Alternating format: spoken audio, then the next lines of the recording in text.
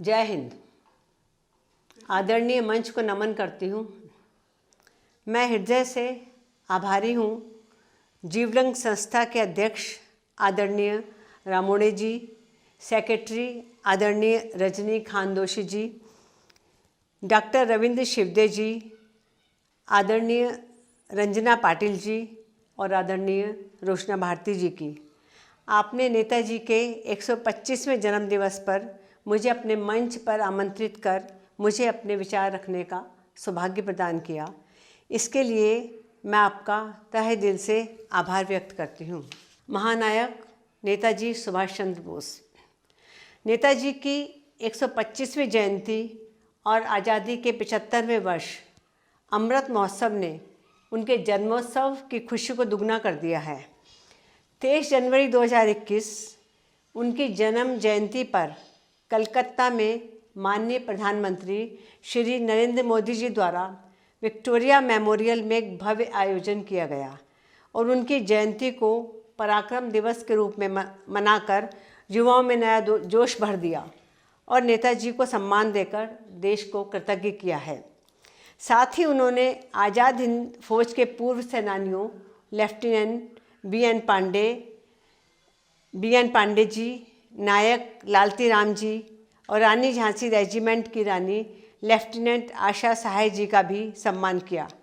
यह बहुत ही आत्मविभोर करने वाले पल थे, क्योंकि विक्टोरिया मेमोरियल, जो कि महारानी विक्टोरिया के अभिमान का प्रतीक था, वहाँ पर रानी झांसी रेजिमेंट की रानी का सम्मान करना सचमुच मोदी जी द्वारा उठाया गया सराहनीय कदम था।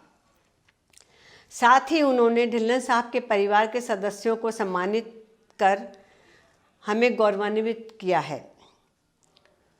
मेरी माननीय प्रधानमंत्री जी से निवेदन है कि जिस कार्य को उन्होंने शुरू किया है उसे आगे बढ़ाते हुए नेताजी के जन्म दिवस को आधिकारिक रूप से राष्ट्रीय पर्व के रूप में मनाया जाए और लाल किले के सामने युद्ध स्मारक बनाया जाए, जहां देश की युवा पीढ़ी आज़ाद हिंद फौज के सेनानियों को सलामी देकर शहीदों का सम्मान कर सके। सिंगापुर सरकार ने भी INA मेमोरियल बनाकर नेताजी और आज़ाद हिंद फौज के शहीदों को सम्मान दिया है। इसमें कोई दो राय नहीं है कि नेताजी और उनकी आज़ाद हिंद फौज वो आखिरी कड़ी थी जिसने अपने 26,000 जवानों को खोकर लाल किले पर उनकी शहादत का तिरंगा लहराया था। और 21 अक्टूबर 2018 में माननीय प्रधानमंत्री जी ने दिल्ली के लाल किले की प्राचीर से नेताजी को देश का पहला प्रधानमंत्री घोषित किया था। 100 साल के लंबे संघर्ष की कहानी है आज़ादी। 1857 से भड़की विद्रोह की चिंगारी कभी बुझी नहीं।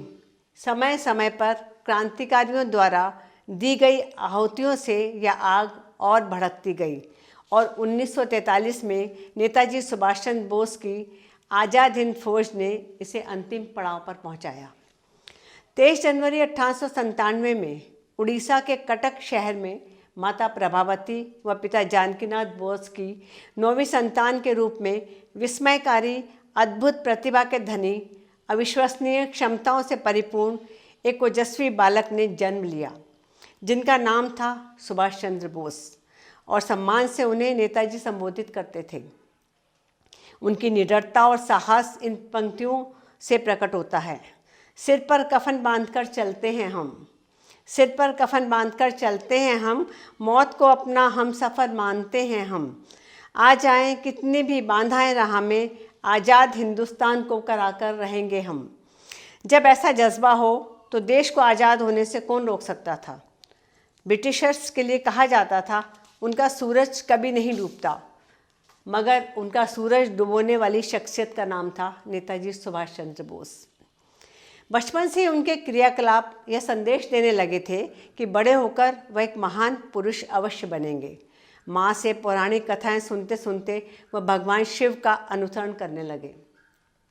एक बार उनकी माँ ने उन्हें दुर्गा माँ का प्रसाद दिया तो माँ से बोले, क्या दुर्गा माँ का प्रसाद ग्रहण करने से उनके अंदर माँ दुर्गा की शक्ति आ जाएगी।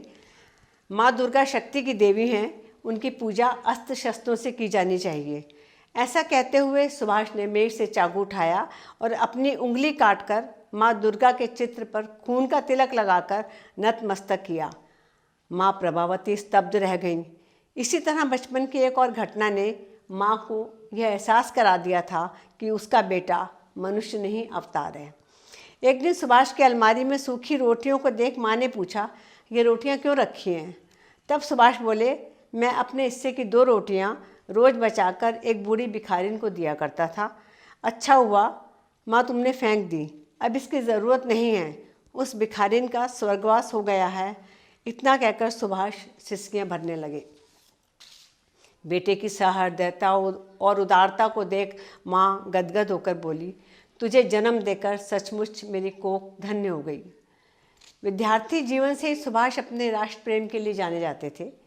कलकत्ता के प्रेसिडेंसी कॉलेज में पढ़ते हुए उन्होंने प्रोफेसर ब्लैंटन को भारत विरोधी वक्तव्य और भारतीय विद्यार्थियों के प्रति अपमानजनक व्यवहार के कारण तमाचा मार दिया, ये जानते हुए कि उन्हें कॉलेज से निकाल दिया जाएगा। 1920 में अपने पिता की इच्छा को पूर्ण करते हुए इंग्लैंड में इंडियन सिविल सर्विस की परीक्षा 4थे स्थान के साथ उत्तीर्ण की, परंतु जालियांवाला बाग हत्याकांड से व्यथित होकर विरोध स्वरूप 1921 में 24 वर्ष की आयु में इंडियन सिविल सर्विस से त्यागपत्र दे दिया। वह जानते थे अंग्रेज़ों की नौकरी करते हुए वो उनका विरोध नहीं कर पाएंगे, अतः उन्होंने भारत माँ की आज़ादी के लिए अंग्रेज़ों की नौकरी ठुकराकर राष्ट्र सेवा का कांटों भरा मार्ग अपना लिया और सक्रिय राजनीति में कूद पड़े। भारत की स्वतंत्रता उनके जीवन का एकमात्र ध्येय बन गई। उनमें कष्ट सहने की अपरिमित क्षमता थी। उन्हें 10 बार कारागार में डाला गया, तमाम यातनाएं दी गईं। कुल मिलाकर 8 वर्ष उन्हें जेल में बिताने पड़े। भारत वापस आने पर गांधी जी से प्रभावित होकर भारतीय राष्ट्रीय कांग्रेस में सम्मिलित हो गए। सर्वप्रथम देशबंधु चित्तरंजन दास के सानिध्य में भारतीय राष्ट्रीय आंदोलन में भाग लिया, जिन्हें बाद में बोस ने अपना राजनीतिक गुरु माना। बोस स्वामी विवेकानंद जी से भी विशेष रूप से प्रभावित थे। 25 वर्ष की आयु में सुभाष चंद्र बोस ने संपूर्ण बंगाल युवक सम्मेलन का गठन किया। 27 वर्ष की आयु में कलकत्ता नगर निगम के मेयर चुने गए। 1928 में बंगाल प्रांतीय कांग्रेस समिति BPCC के अध्यक्ष निर्वाचित हुए। 1930 तक सुभाष चंद्र बोस एक विस्तृत रणनीति की संरचना कर चुके थे। मांडले जेल में बिताए वर्षों और अलीपुर जेल में बिताए अल्प समय के दौरान उन्होंने अनेक राजनीतिक विचारधाराओं की पुस्तकों का अध्ययन किया। 1925 से 1927 तक वह बर्मा में नज़रबंद रहे।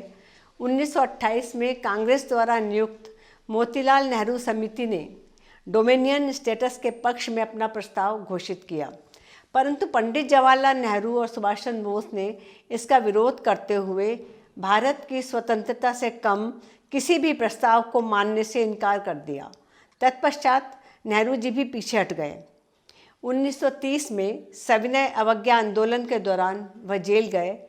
1931 में गांधी इरविन समझौता होने के बाद जेल से रिहा होने पर उन्होंने इस समझौते का और विशेष रूप से भगत सिंह और उनके साथियों की फांसी के बाद सविनय अवज्ञा आंदोलन के स्थगन का कड़ा विरोध किया। 1933 से 1936 तक सुभाष बाबू यूरोप में रहे। यूरोप में रहते हुए उन्होंने अपनी आत्मकथाएं द इंडियन स्ट्रगल और द इंडियन पिलग्रिम लिखी। नेताजी में उच्च कोटि की लेखन क्षमता थी। अपने लेखन कार्य में सहयोग के लिए उन्होंने 1934 में टाइपिंग के कार्य के लिए एमिली शेकल को रखा। बाद में उन्हें एमिली शेकल से प्रेम हो गया। 26 दिसंबर 1937 में उन्होंने एमिली से विवाह कर लिया, जो काफ़ी गुप्त रखा गया। 29 नवंबर 1942 में उनकी बेटी अनीता बोस का जन्म हुआ। 1938 में सुभाष चंद्र बोस हरिपुरा कांग्रेस के अध्यक्ष चुने गए। उन्होंने सभी राष्ट्रीय नेताओं की उपस्थिति में हुए ध्वजारोहण समारोह में उत्प्रेरक घोषणा की, धरती पर ऐसी कोई ताकत नहीं जो अब भारत को पराधीन रख सके। पुनः 1939 में वह गांधी जी तथा कांग्रेस के प्रत्याशी डॉक्टर पट्टाभी सीतारमैया को परास्त कर त्रिपुरा कांग्रेस अधिवेशन के अध्यक्ष निर्वाचित हुए। इस विजय ने उन्हें राजनीतिक उत्कर्ष के उच्च शिखर पर पहुंचा दिया। मगर गांधी जी के इस बयान पर कि पट्टाभी सीतारमैया की हार उनसे अधिक मेरी हार है, गांधी जी के साथ वैचारिक मतभेद के चलते उन्हें यह एहसास हो गया था कि महत्वपूर्ण कांग्रेस नेताओं का सहयोग उन्हें प्राप्त नहीं होगा। अतः उन्होंने अध्यक्ष पद से इस्तीफा दे दिया। 1939 ईस्वी में सुभाष चंद्र बोस ने फॉरवर्ड ब्लॉक नामक नए दल की स्थापना करके देश की वामपंथी शक्तियों को एकजुट करने का प्रयत्न किया, मगर इसमें उन्हें सफलता नहीं मिली। मार्च 1940 में उन्होंने ब्रिटिश सरकार से विरोधी सम्मेलन का सभापतित्व किया। उन्होंने कहा, वर्तमान दौर साम्राज्यवाद विरोधी दौर है। साम्राज्यवाद का अंत करना और भारतवासियों को राष्ट्रीय स्वाधीनता प्राप्त कराना ही हमारा मुख्य उद्देश्य है। सरकार ने बोस की गतिविधियों को खतरनाक समझकर उन्हें 1940 में गिरफ्तार कर कलकत्ता के जेल में भेज दिया। सुभाष चंद्र बोस ने अपनी गिरफ्तारी के विरोध में अनशन किया, अतः उनका स्वास्थ्य खराब होने पर उन्हें घर में ही नज़रबंद कर दिया।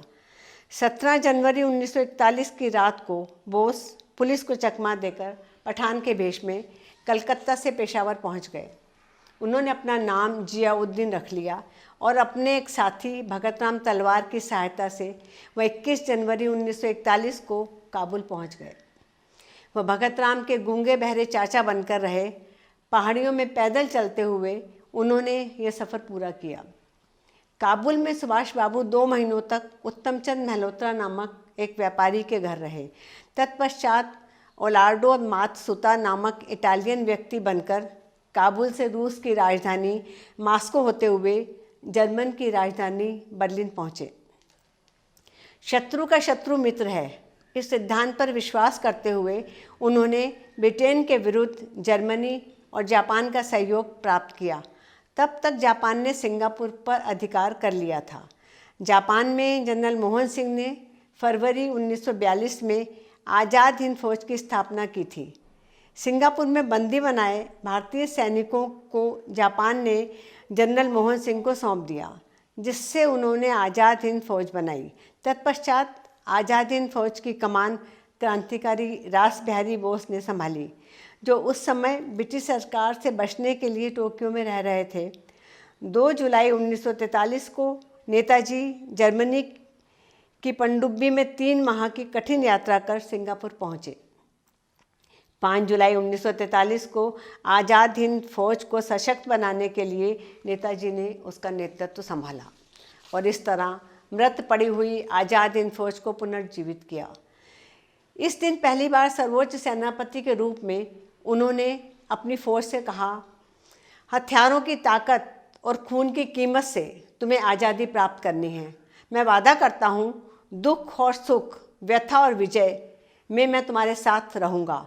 वर्तमान में मैं तुम्हें भूख, प्यास, अभाव, थकावट और मृत्यु के सिवा कुछ नहीं दे सकता, पर अगर तुम जीवन और मृत्यु पथ पर मेरा अनुसरण करोगे तो मैं तुम्हें विजय और स्वाधीनता तक ले जाऊंगा।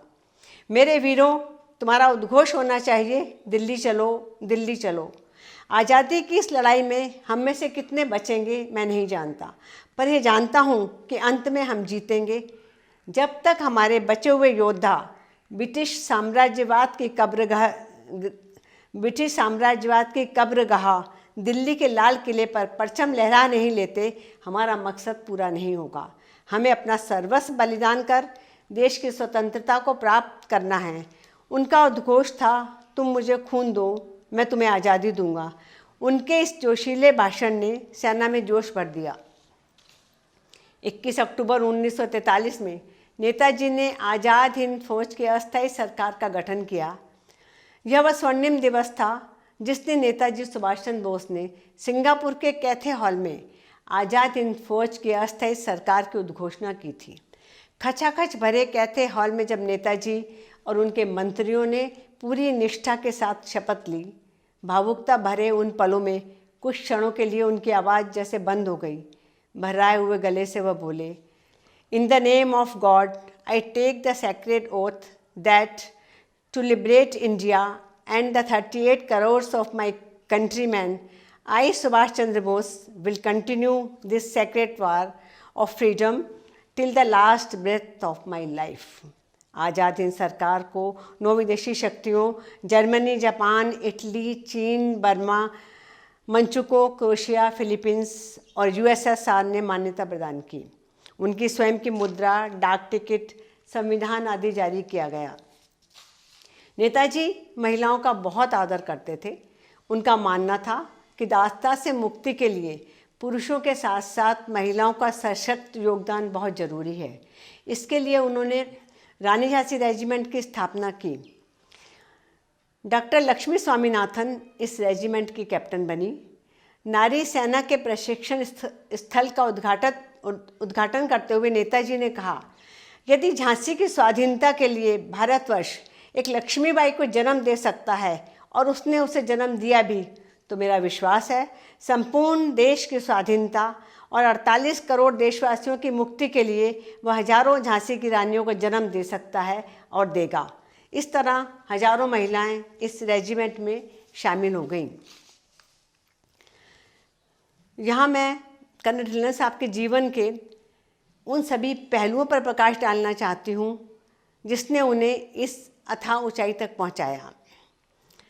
कर्नल ढिल्लन साहब का जन्म 18 मार्च 1914 को लाहौर के अलगो गांव में हुआ।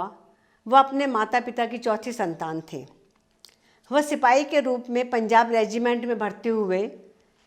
इसके पश्चात इंडियन मिलिट्री एकेडमी देहरादून में उनका चयन हुआ। मार्च 1940 में सेकंड लेफ्टिनेंट के रूप में कमीशन मिला। मार्च 1941 में 14वीं पंजाब रेजिमेंट की पहली बटालियन के साथ मलाया गए और मलाया अभियान के दौरान जापानियों के विरुद्ध युद्ध में सक्रिय भाग लिया। बाद में नेताजी ने उन्हें 4th gorilla regiment the Nehru brigade की कमान सौंपी। आपने इरावदी नदी के दक्षिण क्रॉसिंग पर न्यागू और पेंगान में जनरल सर विलियम स्लिम की 14वीं फौज से लड़ाई लड़ी। इस कार्रवाई के बाद नेहरू ब्रिगेड के माउंट पोपा एंड क्यांग पड़ांग और इरावदी के क्षेत्रों में आईएनए की डिवीज़न संख्या 2 में अभियान की कार्रवाई की, जो मेजर जनरल शाहनवाज खान की कमांड में थी। इस सैनिक कार्रवाई के कारण दिल्ली के लाल किले में आप पर मुकदमा चला। स्वतंत्रता संग्राम में आपके द्वारा किए गए योगदान के लिए 1972 में ताम्रपत्र से सम्मानित किया गया। 1992 में नेताजी रिसर्च ब्यूरो कलकत्ता द्वारा नेताजी पुरस्कार प्रदान किया गया। 26 नवंबर 1995 को राष्ट्रपति शंकर दयाल शर्मा जी के द्वारा सलीमगढ़ स्वतंत्रता संग्राम सेनानी संग्रहालय का उद्घाटन किया, जो कि दिल्ली लाल किले में स्थित है। 14 दिसंबर 1995 को भारत सरकार द्वारा आज़ाद हिंद फौज के सेनानियों को अपने युद्ध के दिनों की याद को ताज़ा करने के लिए एक अभियान सिंगापुर, म्यांमार और मलेशिया की यात्रा पर गया, जिसमें कर्नल ढिल्लन साहब, captain Lakshmi Sahgal, captain S Yadav व अन्य स्वतंत्रता सेनानी शामिल थे। 15 अगस्त 1997 आज़ादी की 50वीं वर्षगांठ पर देश के इन महान सपूतों पर डाक टिकट जारी किया गया। ढिल्लन साहब का यह सौभाग्य था कि डाक टिकट उनके जीवन काल में ही जारी हुआ। 12 अप्रैल 1998 को कर्नल ढिल्लन साहब को पद्म भूषण से सम्मानित किया गया। नेताजी ने जब कर्नल ढिल्लन साहब को 4th guerrilla regiment Nehru brigade की कमान सौंपी, तब ढिल्लन साहब ने नेताजी से कहा, आप मुझे भेज रहे हैं, अब करने के लिए बचा ही क्या है। नेताजी एकदम बोले, आज़ादी की कीमत चुकानी है, इसकी परवाह नहीं कि हम आगे बढ़ते हैं या पीछे हटते हैं। जब तक अंग्रेज़ भारत नहीं छोड़ते, हम पीछे नहीं हटेंगे। अंग्रेज़ आगे बढ़ रहे थे, जापानी और हम पीछे हट रहे थे। ढिल्लन साहब ने इरावदी नदी पर न्यागू और पेगान का मोर्चा संभाला, जो कि जनरल शाहनवाज खान की कमांड में था। युद्ध के समय एक ऐसा निर्णायक क्षण आया जब इनकी सेना को हथियार डालने पड़े। जैसे ही सैनिकों को पता चला कि हमें समर्पण करना पड़ेगा, 5-6 सैनिकों ने आत्महत्या कर ली। ढिल्लन साहब और शाहनवाज जी ने सारे सैनिकों को इकट्ठा किया और शाहनवाज जी अपनी पिस्तौल को माथे पर लगाते हुए बोले, यदि अब किसी भी सिपाही ने आत्महत्या की तो मैं स्वयं को गोली मार लूँगा। उनके इस कदम से आत्महत्याएं तो बंद हो गईं, पर कुछ समय बाद जब युद्ध की कार्रवाई बंद होने पर थी, कर्नल ढिल्लन साहब को अपेंडिक्स का अटैक हुआ। वह दर्द से करहा रहे थे। उनके बाएं पैर में मोच थी और सीने में गोली लगी हुई थी। शाहनवाज जी ने उन्हें स्ट्रेचर पर डाला और पास के गांव में ले गए। ढिल्लन साहब और शाहनवाज जी के बीच हथियार डालने की बातचीत चल रही थी। शाहनवाज जी ने कहा, मेरी पिस्तौल में 8 गोलियां हैं, मैं 6 गोलियां फेंक दूंगा और 2 गोलियां अपने पास आत्महत्या करने के लिए रखूंगा। ढिल्लन साहब आत्महत्या शब्द से बहुत गुस्से में आ जाते थे। वह एकदम स्ट्रेचर से उठकर खड़े हो गए और बोले, आप खुदकुशी की बात सोच कैसे सकते हैं? खुदकुशी तो कायरता है और नेताजी का सिपाही कायर नहीं हो सकता। शाहनवाज जी बोले, जानते हो किससे बात कर रहे हो? ढिल्लन साहब ने अपने शब्दों को वापस लेते हुए माफ़ी मांगी और उनसे वचन लिया कि आप कभी ऐसा ख्याल भी मन में नहीं लाएंगे।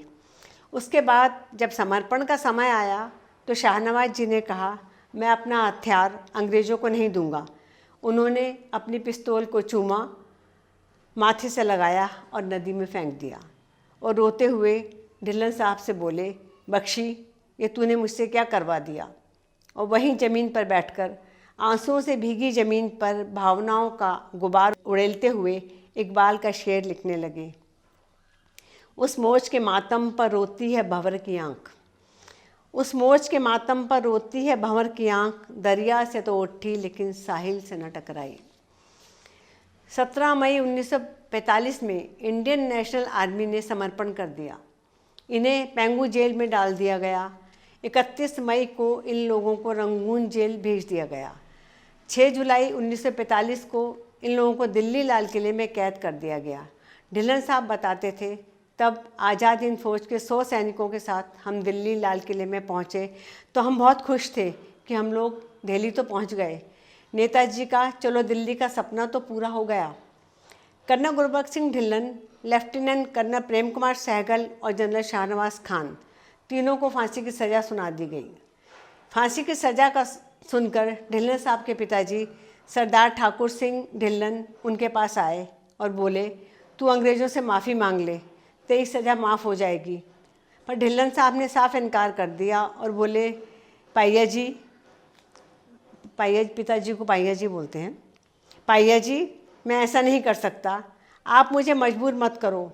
जब वह नहीं माने तो पिताजी ने अपनी पगड़ी उतारकर उनके पैरों पर रख दी और रोते हुए बोले, ठीक है, अगर तू मेरी बात नहीं मानेगा तो मैं तेरी माँ को तेरे पास भेजूँगा।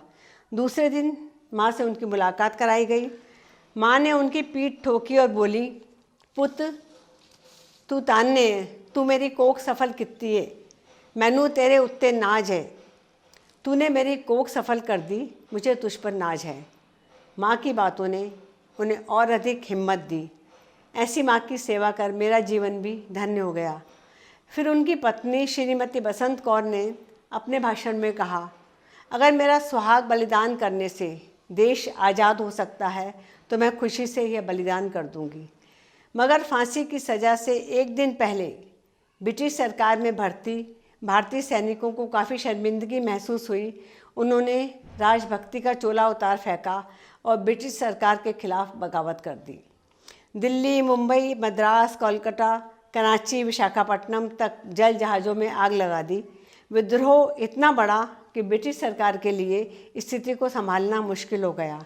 तब तीनों की फांसी की सज़ा रद्द कर तीनों पर राजद्रोह का मुकदमा दायर कर दिया। जिनके पास माँ का आशीर्वाद हो और पूरा देश उनके साथ हो तो सरकार उनका बाल भी बांका नहीं कर सकती थी। उस समय गली गली, चप्पे चप्पे से गूंजती हुई आवाज़ों ने लाल किले की दीवारों को हिला दिया। लाल किले से आई आवाज़, ढिल्लन, सहगल, शाहनवाज, तीनों की हो उम्र दराज, लाल किला तोड़ दो, आज़ाद हिंद को छोड़ दो। देश के बड़े बड़े वकीलों ने मुकदमे की पैरवी की। डॉक्टर कैलाशनाथ काटजू, भूलाबाई देसाई, तेज बहादुर सप्रू और पंडित जवाहरलाल नेहरू की दलीलों और सूझबूझ के आगे अंग्रेज सरकार को हार माननी पड़ी। 3 जनवरी 1946 को इन तीनों को रिहा कर दिया गया।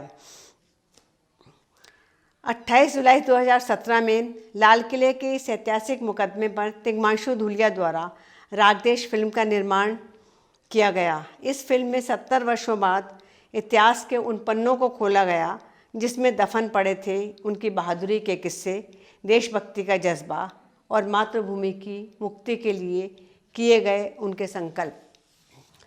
कर्नल ढिल्लन साहब की जीवन रेखा नेताजी के व्यक्तित्व में से होकर गुजरती थी। नेताजी का प्रभाव जीवन पर्यंत उनके जीवन में रहा। एक बार नेताजी ने ढिल्लन साहब को अपने घर डिनर पर इनवाइट किया। उनके घर में कुछ और भी मेहमान थे। नेताजी ने अपने अर्दली से कहा, मेरे कुछ खास मेहमान सिंगापुर से आए हैं, उन्हें कुछ स्पेशल सर्व करो। दाल, चावल या खिचड़ी उनका भोजन हुआ करता था और साथ में एक हरी मिर्च मिल जाए तो उनके लिए स्पेशल हो जाता था। जब अर्दली ने बताया कि 7 हरी मिर्च हैं उसके पास, तब नेताजी खुश होकर बोले, इससे अच्छी क्या बात है, सबको एक एक हरी मिर्च तो मिल ही जाएगी। और साथ ही ठहाका लगाकर बोले, शुक्र है शीलभद्र याजी नहीं है, वरना 7 मिर्च एक साथ खा जाते। डिनर पर आमंत्रित करना नेताजी द्वारा अपने सैनिकों को परखने का एक तरीका था। कर्नल ढिल्लन साहब अक्सर हमें उनके किस्से सुनाया करते थे। नेताजी अपने सैनिकों से बेहद प्यार करते थे। जब मोइरांग को जीतने के बाद नेताजी ने अपना तिरंगा लहराया, तब मोइरांग की जीत की खुशी में बर्मा के प्रेसिडेंट डॉक्टर बा मा ने पार्टी आयोजित की। नेताजी का दाहिना हाथ कहे जाने वाले कर्नल शौकत अली मलिक भी उस पार्टी में मौजूद थे। शराब उनकी कमजोरी थी, वह ऑलरेडी ड्रिंक किए हुए थे। वह बोले, Netaji my foot, I was the man who hoisted the tricolour after liberating Moirang.